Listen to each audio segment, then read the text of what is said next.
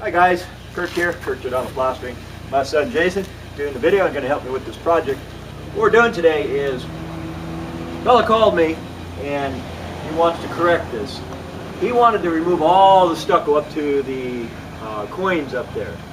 And I told him, man, that's not necessary. And he says, well, look at the patchwork somebody else did. Now, I don't know if you can, camera can show it, but it's pretty bad. On a scale of 1 to 10, 10 being high and 0 being terrible, it's about a 1 or a 2. But I told him, man, you know, I don't do any plumbing or electrical, but I do stucco. That's all I do, and I've been doing it for over 25 years. I said, I can just break out the area that's bad, and we can correct that.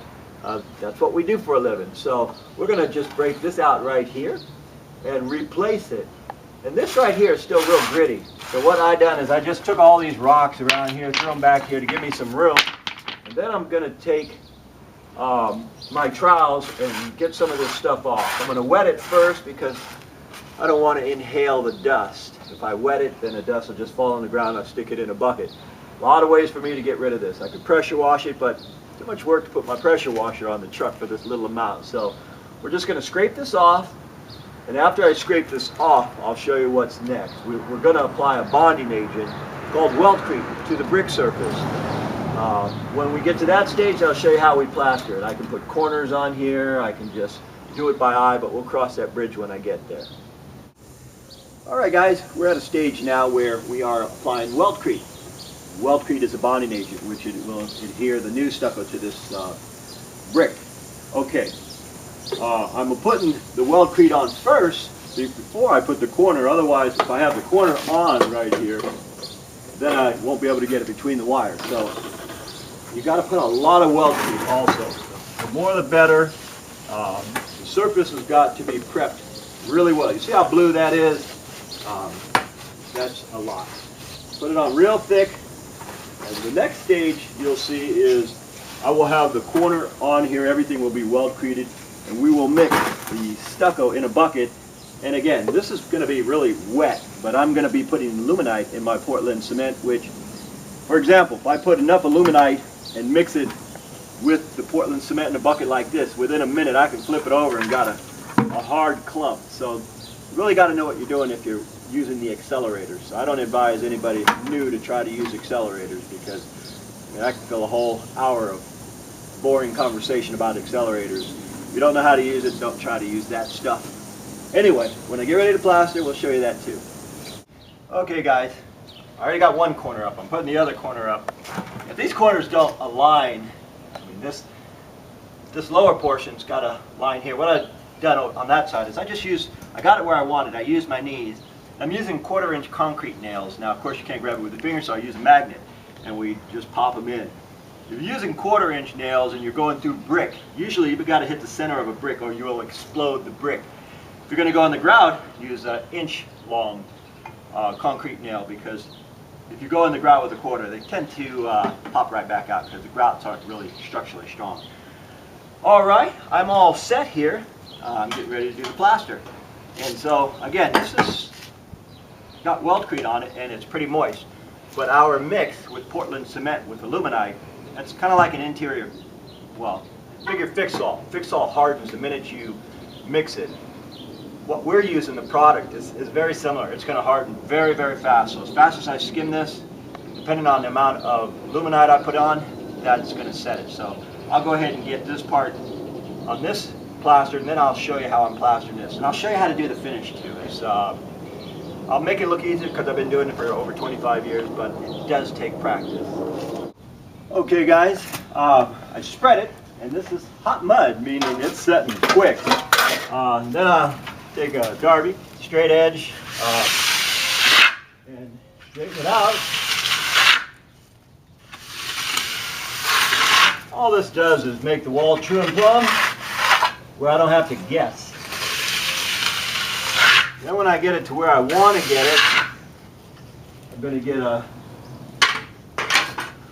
float bucket with a float, and because this has aluminite in it, it's going to set really fast. So I don't have my float bucket here.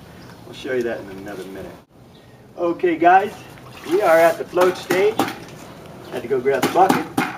And this is called a sponge float. And all it does is when you wet it, it'll bring the aggregate or sand out of this. Now notice this was a dash finish at one time, then somebody applied a Tex coat over it. So it's got a certain finish.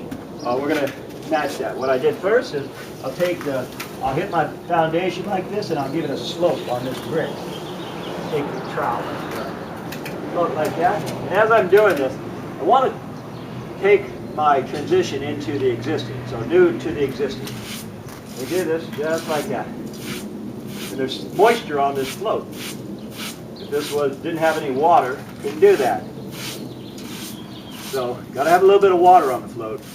And again, this has got accelerators in it, so it's drying pretty fast. The drier it is, the easier it is to work with, but it takes more muscle. If it's wet, it takes more skill. So, it's pretty dry already because we've only been here about, well, 15 minutes to put this coat on. So with the luminite in it, it really sets fast. You really got to work it. And again, I don't recommend anybody who not got a few years in try to use it even the luminite because it's tough.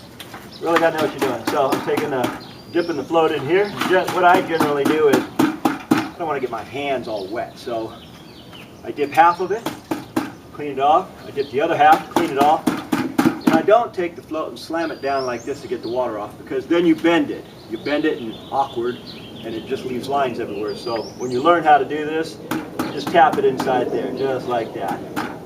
And if you're not going to cover the ground, you've got to keep it wet. Okay, so there you have it.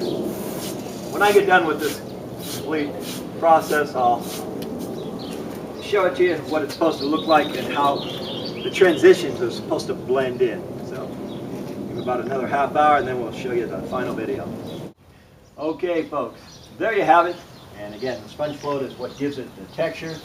You hit your foundation, feather everything in where it's turning white right here, that's where it's dried.